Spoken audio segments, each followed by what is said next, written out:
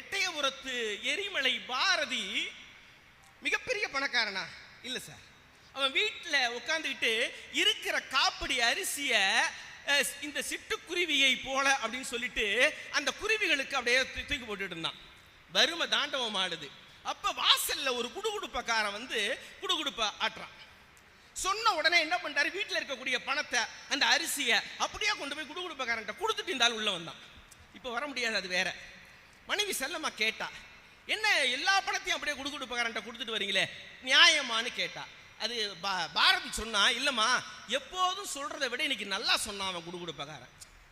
மனைவிக்கு புரியல. அப்படி என்ன நல்லா சொல்லிட்டான்? இல்லம்மா எல்லா குடுகுடுப்பாரன் என்ன சொல்லுவான், நல்ல காலம் பிறக்குது நல்ல காலம் பிறக்குது, இந்த வீட்டுக்கு நல்ல காலம் பிறக்குது, அதனாங்க சொல்லுவான். ஆனா குடுகுடுப்பக்காரன் இன்னைக்கு அதை சொல்லலமா, நல்ல காலம் பிறக்குது நல்ல காலம் பிறக்குது, இந்த நாட்டுக்கு நல்ல காலம் பிறக்குதுன்னு சொன்னா, அதனாலதான் நான் அப்படியே கொடுத்தேன்னு சொன்னான். அதைத்தான் நெல்லை ஜெயந்தா சொன்னார். நீங்க சொன்னீங்க பாத்தீங்களா, இறக்கின்ற பொழுது அவனுடைய இறுதி ஊர்வலத்தில் ஈக்களின் எண்ணிக்கை கூட மனிதர்கள் இல்லை என்று அழகான ஒரு கவிதையை நடுவர் தந்தாரே, அதை போல சிறப்பான கவிதையை இன்னொரு கவிஞன் சொன்னான். பாரதியை பற்றி சொல்லுகின்ற பொழுது என்ன சொன்னான் தெரியுமா?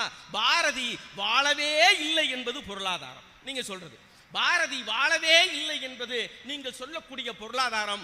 பாரதி சாகவே இல்லை என்கிறது சரித்திரம் என்பதை நீங்கள் புரிந்து கொள்ளுங்கள்.